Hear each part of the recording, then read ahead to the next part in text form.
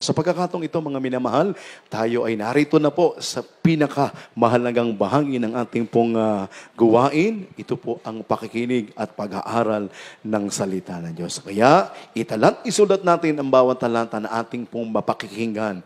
Amen? Sa araw na ito. Tiniling ko po, mga minamahal, na tayo po muna tumayo panandalian at magbigay galang sa salita ng Diyos na dadali ng ating beloved preacher, Richard Palmones. Amen. Praise the Lord.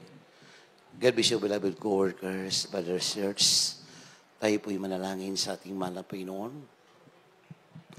Huwag pa naman banal sa langit, pinakamamahala pa Isus. Maraming salamat po, mahal na Panginoon.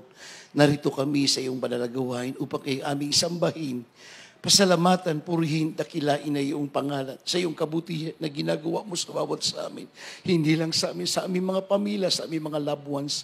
Maraming salamat po sa aming tao sa pusong inalay na papuring awitin, sa mga joyful song, solemn song, manapinoon, sa mga patutuo, himala at milagro na may saksiyan, sa mga awitin na makalangitang kward, ipinadama ang banal na presensya sa bawat sa amin. Kayo po nagko-comfort, manapinoon, sa lahat ng mga tapat na nagbibigay na patuloy pong gamit sa iyong banal na gawain at higit sa lahat sa aming pag-aral ng salita ng pagkain ng aming spiritual man na Pinoon. Lang sa inyong bang lingkod, ganang akin, wala ako magagawa sa ilang kumasa nagtitiwala. Humingi po ko ng habag, patnubay gabay, patawarin mong bawa sa amin, pagpalain mo kaming lahat man na Pinoon. Sa unang panalangin pagluhod po ng aming ginagalibang lista, Will Lista Dalmeda, sa pangalan ng Jesus, lahat ng gawa ng kaaway, hadlang, alilangan, kasaut.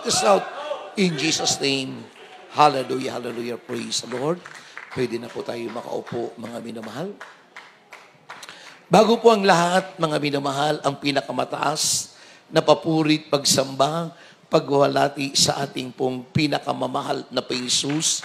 At pinapaabot ko rin po ang aking dobling paggalang, pagrespeto po sa ating pong ginagalibang lista, Weldy Estrada Almeida, at kabalik at katuwang ang lahat ng mga beloved children, at gayon din pinapaabot ko ang pagbati po sa lahat ng mga beloved Almeida family, sa mga ginintuang aral, turo po ng ating pong beloved isang pastor, Lina C. Almeida, ating beloved Mama Dear.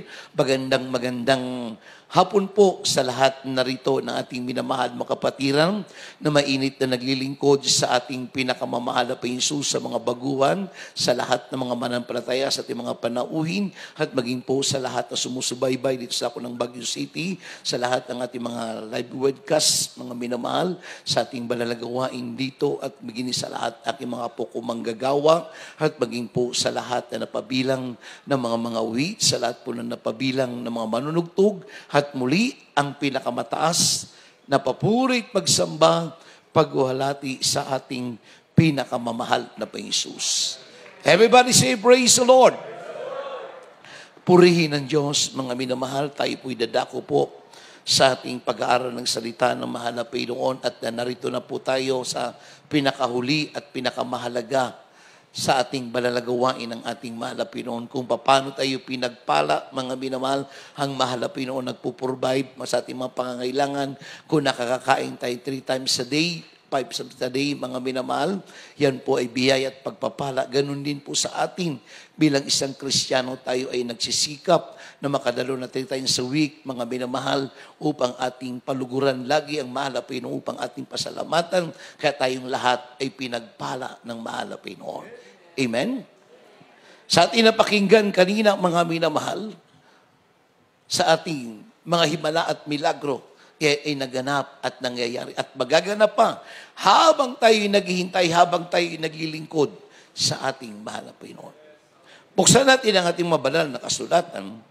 Dito po tayo sa aklat ng Hebreo, Kapitulo 10, talatang 38, ang supporting verse, sabay din ang basa sa Roma 1, talatang 17. Pakibasa po. Dito sa aklat ng Hebreo, Kabanatay 10, talatay 38.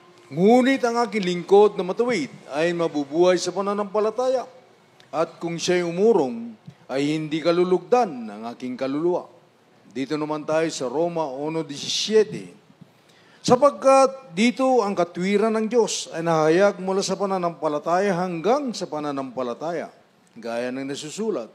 Ngunit ang ganap ay mabubuhay sa pamagitan ng pananampalataya. Amen. Purihin ng Diyos, mga minamahal. Tayo po, mga minamahal, ay may pananampalataya na tayong lahat ay nananalig, nagtitiwala dahil tayo po ay naging saksi sa lahat po ng mga himala at milagro na naganap at nangyari sa ating buhay. Kaya tayo ay dito naglilingkod yung ating ikinabubuhay sa pananampalataya. Amen. Napakaliwanag, mga minamahal. Sabi nga sa Gis 38, ngunit ang aking lingkod na matuwid ay nabubuhay sa pananampalataya kung siya'y uurong, hindi kalulugdan ng kanyang aking kaluluwa.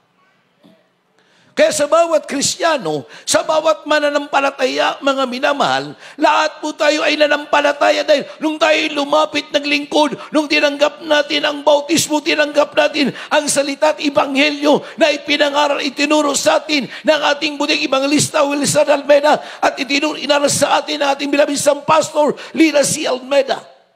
Yan po ay merong lakip na kapangyarihan. Merong lakip tayo na pananampalataya at pagtitiwala at biyaya, mga minamahal. Kaya ito po, mga minamahal, yung ating ikinabubuhay sa pananampalataya, mga minamahal. Kaya pag meron tayong mga problema, napapalapit tayo sa Panginoon. Amen.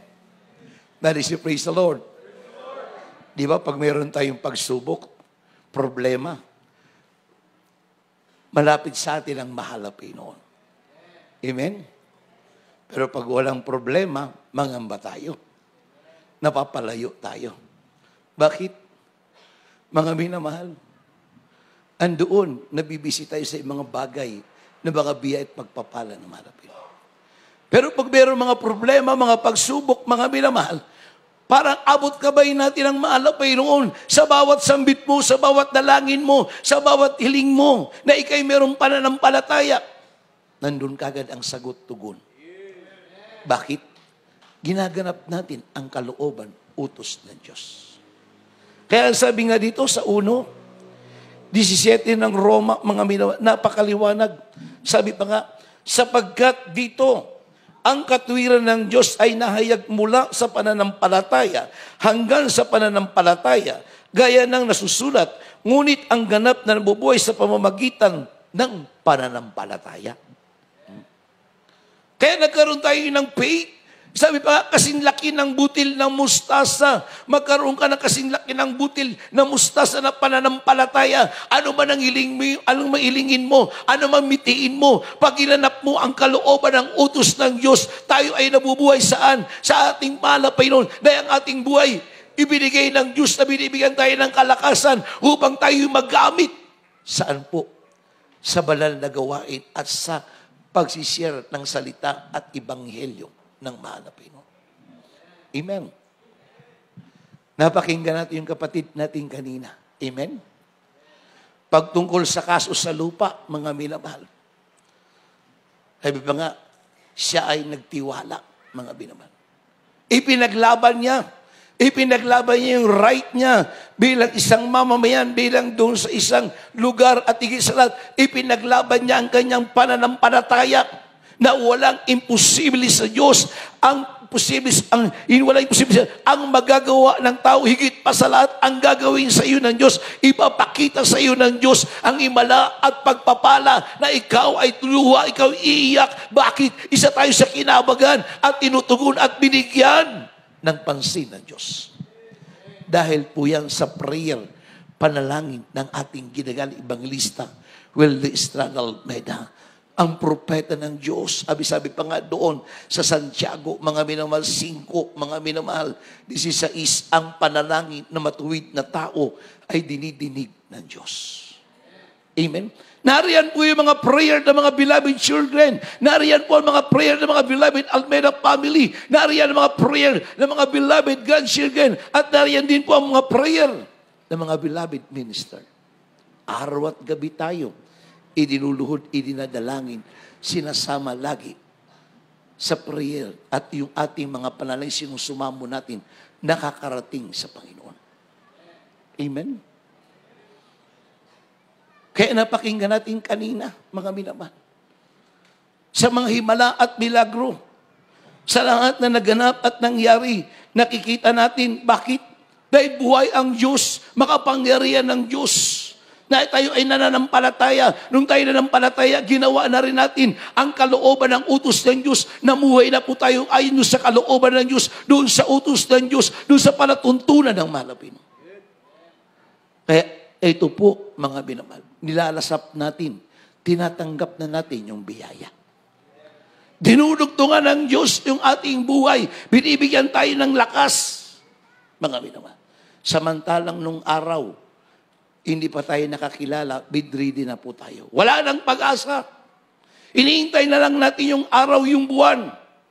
Kaya ang sabi nga ng doktor, lahat ng gusto niya, lahat ng naisin niya, ibigay niyo na. Dahil hindi na magtatagal ang kanyang buhay. Pero ang Diyos ay mabuti. Ang Diyos ay mabait. Nakita po natin yung pahayagan. Mga minamahal, merong paanyaya na merong gaganapin ang Jesus Pre-Crusade na krusada. Nakita niyo po sa inyong paglalakbay, yung malaking streamer na kasabit sa poste na merong ganapin na krusada. Ang gawain ng Jesus Pre-Crusade, kayo ay naabutan na isang libre sa paanyaya. Binasa mo yun, mga minamahal. Nakita mo ang mga himala at milagro. Sabi ng doktor, hindi natatagal ang iyong buhay.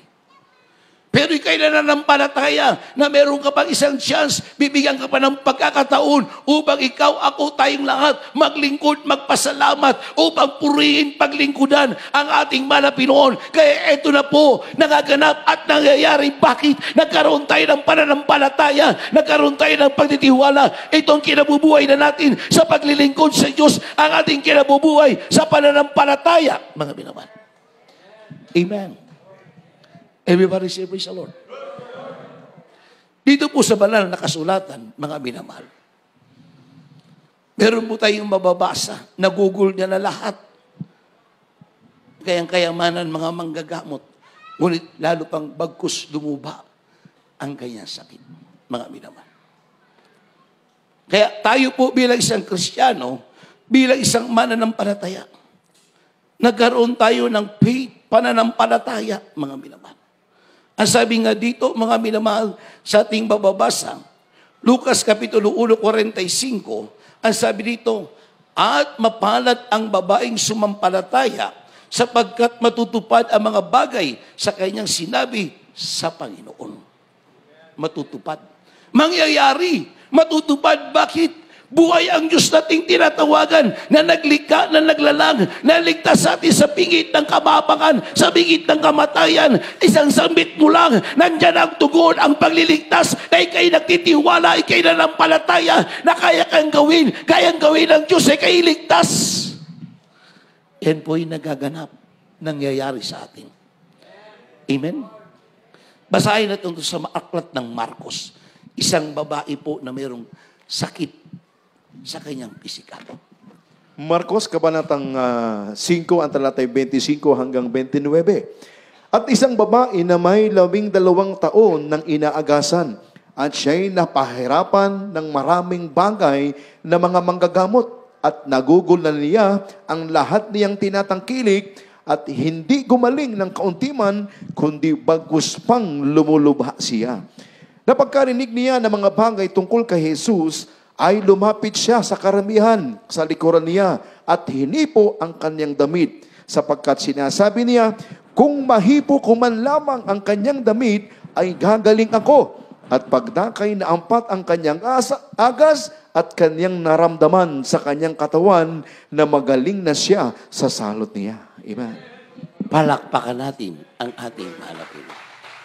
Ano yung faith ng may karamdaman na babae na inagasan? Ang sabi niya sa kanyang sarili, mahipo ko lang ang laylay ng damit ng Diyos, ay gagaling ako. Amen? Sa mga panahon na yun, sa mga oras na yun, ang ating pinakamamahal na Jesus, napapalibutan ng mga mararaming makaramdaman. Hirap siya makalapit. Siya po ay nakipagsiksikan, pinilit niya. Baka ba't siya ay meron na nararamdaman. Ramdam niya ang sakit at kirot sa kanyang katawan. Ngunit ang sabi niya, mahipo ko lang laylayan ng damit ng Diyos, ay gagaling ako. Everybody say, praise the Lord.